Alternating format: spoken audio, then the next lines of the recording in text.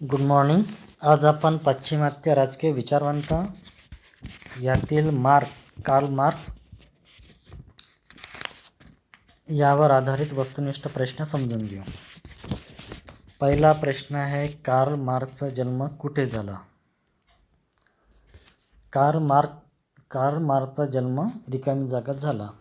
याचं उत्तर आहे 1818. दुसरा प्रश्न आहे, कार्ल मार्क्सचा जन्म रिकामी जागेत झाला. म्हणजे या प्रश्नाचा अर्थ असा आहे की कार्ल मार्क्सचा जन्म कुठे झाला? तर कार्ल मार्क्सचा जन्म झाला जर्मनीमध्ये. हा कार्ल मार्क्सचा जन्म जर्मनीत झाला. पण कार्ल मार्क्सच्या विचाराने जी क्रांती झाली, ही क्रांती प्रथम रशियामध्ये आणि नंतर चीनमध्ये झाली. याचं उत्तर आहे क. नंतरचा प्रश्न आहे, कार्ल मार्क्स रिकामी जागा होता.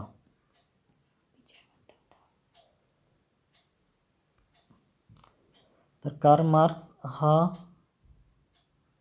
नास्तिकवादी विचारवंत होता. दैववादावर आणि धार्मिक विचारावर त्यांचा विश्वास नव्हता. नास्तिकवादी विचारवंत होता. नंतरचा प्रश्न आहे, कम्युनिस्ट मॅनिफेस्टो रिकामी जागा प्रसिद्ध झाला. कम्युनिस्ट मॅनिफेस्टो हा ग्रंथ प्रसिद्ध झाला 1848 मध्ये.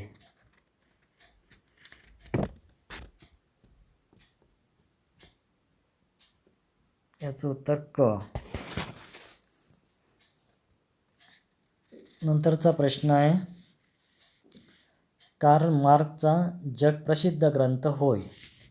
अतिशय महत्त्वाचा आणि जगप्रसिद्ध ग्रंथ होय दास कॅपिटल. याचं उत्तर आहे क.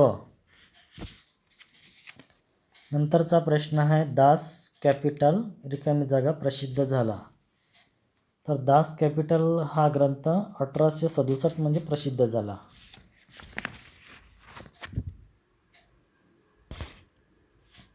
याचं उत्तर आहे अ. नंतरचा प्रश्न आहे,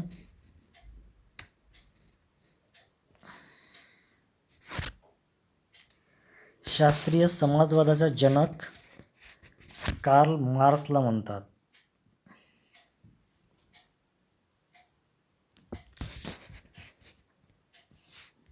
नंतरचा प्रश्न आहे,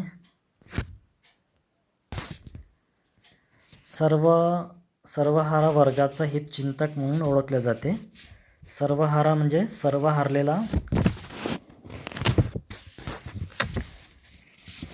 हारलेला वर्ग म्हणजे कामगार वर्ग म्हणून आपण त्याला शोषित कामगार या नावाने ओळखले जातो. तर सर्वहारा वर्गाचा हितचिंतक म्हणून ओळखले जाते कार्ल मार्क्सला. नंतरचा प्रश्न आहे, हा दुसरा प्रश्न पहिल्या प्रश्नाशी संबंधित आहे, म्हणजे प्रश्न क्रमांक 8च्या संबंधितच आहे. तर 9वा प्रश्न आहे, रिकामी जागा. सर्वहारा वर्गाचा देवदूत म्हटले जाते कार्ल मार्क्सला.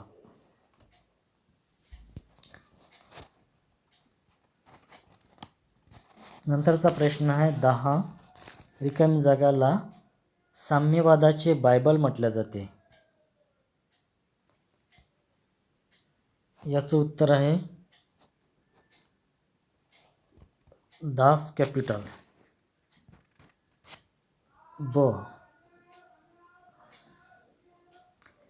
नंतरचा प्रश्न आहे, रिकामी जागा यांना साम्यवादाचे जनक म्हटले जाते.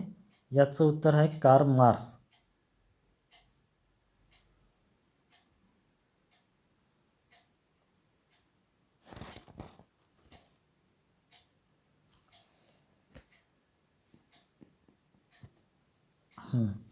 यांना साम्यवादाचे जनक म्हटले जाते. नंतरचा प्रश्न आहे, वर्गविहीन समाज रचनेचे भाकीत केले. वर्गविहीन समाज रचनेचे भाकीत हे कार्ल मार्क्सने केले. यात लेनिन आणि माओ हा सुद्धा मार्क्सवादी विचारवंत आहे, परंतु त्यांनी क्रांतीनंतर राज्यविहीन समाज रचनेचं भाकीत केलं नाही. याचं उत्तर आहे कार्ल मार्क्स. नंतरचा प्रश्न आहे, कम्युनिस्ट मॅनिफेस्टोचे प्रकाशन केले एंजल्सने. म्हणजे कार्ल मार्क्सच्या मृत्यूनंतर एंजल्सने कम्युनिस्ट मॅनिफेस्टोचे प्रकाशन केले. नंतर समाजवादाचे स्वरूप पाहायला मिळते. समाजवादाचे स्वरूप पाहायला मिळते दास कॅपिटल या ग्रंथामध्ये. याचं उत्तर आहे क.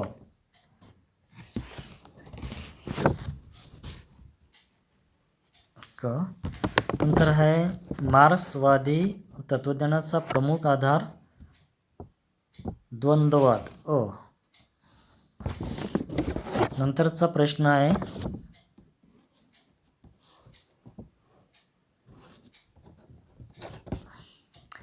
हेगेलच्या द्वंद्ववादाचा प्रमुख आधार हा विचार आहे.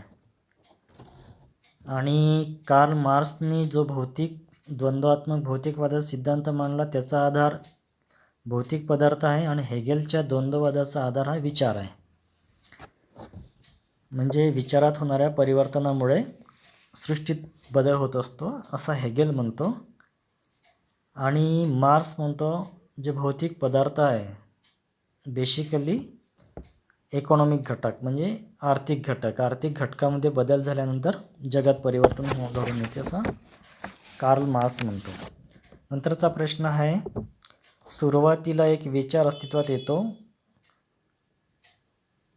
हेगेल याला रिकामी जागा म्हणतो वाद. याचं उत्तर आहे अ.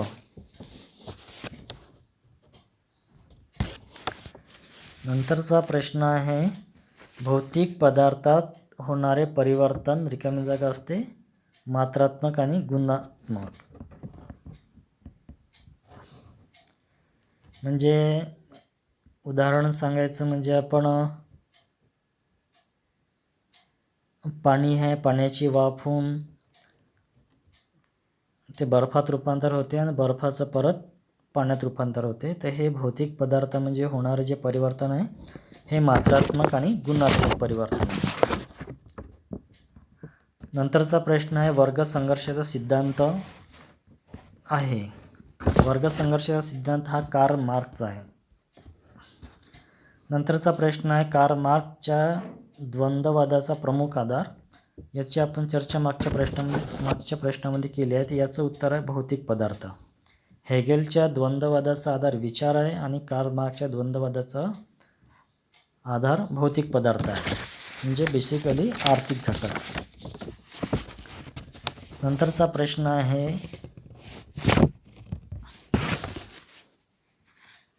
एंजल्सने गव्हाच्या दाण्याला कोणती उपमा दिली आहे?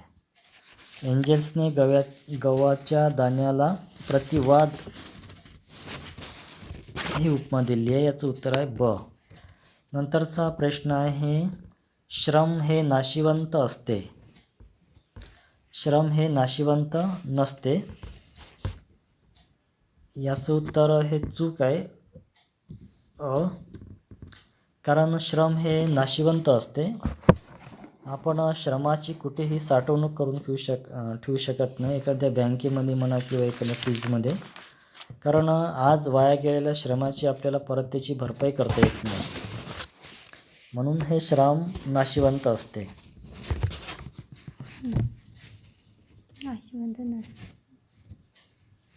नंतरचा प्रश्न आहे, भौतिक वस्तू व निसर्ग यांच्या द्वंद्ववादातून जुन्याचा नाश व नव्याची निर्मिती असा हा विकास होतो.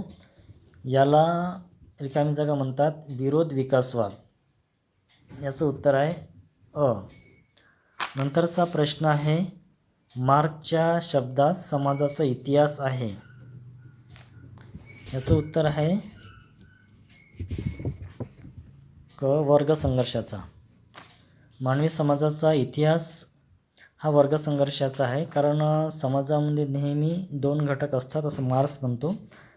आणि हे दोन्ही वर्ग काळानुसार बदलत आलेले आहेत. पहिले शोषक आणि शोषित, आधी मालक आणि गुलाम, आणि आजच्या काळात कामगार आणि भांडवलदार असे वर्ग प्रत्येक काळात बदलत आलेले आहेत.